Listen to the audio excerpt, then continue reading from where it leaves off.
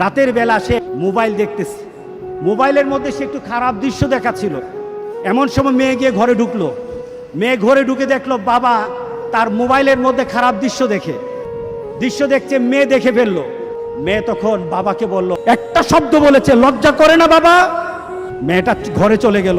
সেই বাবা যন্ত্রণায় ভুগতে আরম্ভ করলো, আরে আমার মেয়ে দেখে ফেললো, আমার মেয়ে কি কথাটা বলেছে, লজ্জা করে না বাবা? সে লোকটা অফিসে চলে গেল, অফিস করতেছে, কিন্তু আর ভালো লাগে না। মেয়েটা কি বলেছে, লজ্জা লাগে না বাবা? কিন্তু মেয়েটার যন্ত্রণায় সে হার্ট ফিল করলো। মেয়েটা এরপরে মারা গেল।